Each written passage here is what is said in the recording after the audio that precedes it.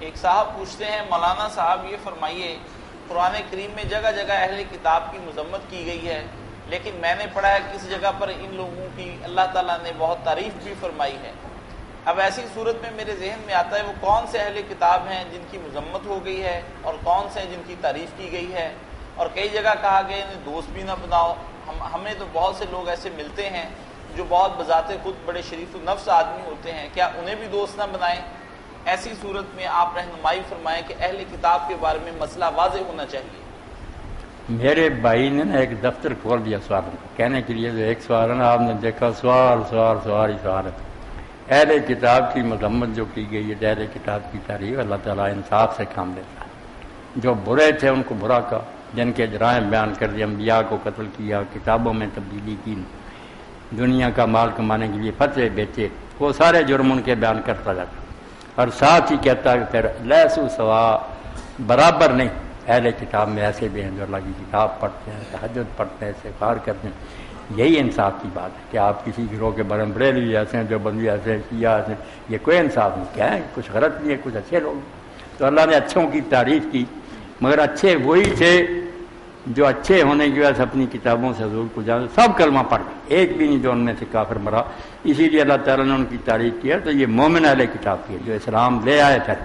جیسے سورہ آپ نے آل عمران کا خاتمہ پڑھنا، وَإِن مِّنْ أَهْلِ الْكِتَابِ إِلَّا لَيُؤْمِنُ، اللہ پاک وَإِنَّ مِّنْ أَهْلِ الْكِتَابِ لَمَن يُؤْمِنُ بِاللَّهِ وَمَا أُنزِلَ إِلَيْكُمْ وَمَا أُنزِلَ إِلَيْهِمْ۔ اہل کتاب میں سے ایسے لوگ بھی ہیں جو اللہ کو مانتے ہیں، ان کتابوں کو بھی مانتے ہیں جو ان پر اتاری گئی تھیں، اور اس کتاب کو بھی مانتے ہیں جو تم پر اتاری گئی۔ تو یہ لوگ ہیں جن عیسائیوں کی تعریف کی کہ ان میں درویش ہیں۔ وہاں بھی کہا کہ انہوں نے جب قرآن سنا تو آنکھوں سے آنسو بہہ پڑے اور حق کو پہچان لیا۔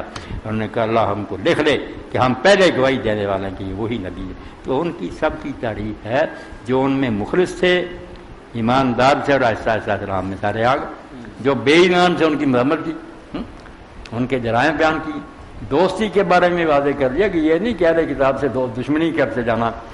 ان کا بھی دوسری جگہ ذکر کر دیا کہ جنہوں نے تمہیں وطن سے نکالا، تمہارے ساتھ زیادتیاں کی، ان سے دوستی سے منع کرتا۔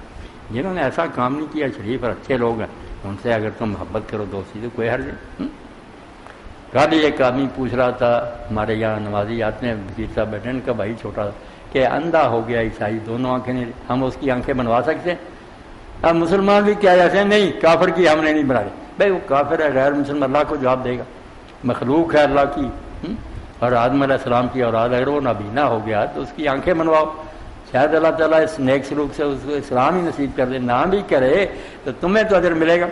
یہ بات بھی نہیں یاد رکھتے کہ کتا جو ہوتا ہے یہ کوئی نیک کام کرتا تھا، مگر کتا جو اس عورت نے دیکھا، بغیوں میں بغایا بنی اسرائیل، بنی اسرائیل کی بدکار عورتوں، کنجریوں میں سے کنجری تھی، جنگل میں جا رہی تھی، پیاس لگی، گئی ایک کنویں پر، وہاں نہ ڈھول تھا نہ کوئی رسا تھا، کوئی چارہ نہیں تھا، کنویں میں نہ پھر پودے، تھوڑا تھوڑے اینٹیں چھوڑی ہوتی ہیں ان کے ذریعے، وہ نیچے اتری، پانی پیا، باہر آئی، دیکھا کتا تھا، زبان سے گیلی مٹی چاٹ رہا، زبان اتنی باہر مر رہا تھا، ترس آیا، اس نے اپنا دوپٹہ اتارا، اپنی جوتی باندھی، پانی نکال کے اس کو پلایا۔ تو اللہ کے رسول نے خبر دی، خبردار پیغمبر دھان مرد کہ داور گناہ نے ہوا، اللہ نے اس پر لحاظ سے اس کو بخش دیا۔ لوگوں نے پوچھا اللہ کے کتے کو پانی پلانے، اور میں ہاں، جس میں بھی رب نے جان پیدا کی ہے نا، وہ کوئی شاید بھی اس کے ساتھ نیک سلوک کرو، وہ اللہ کی مخلوق، تم کیوں اس بحث میں پڑھتے ہو کہ وہ فلاں ہے فلاں، یہ رب کا معاملہ۔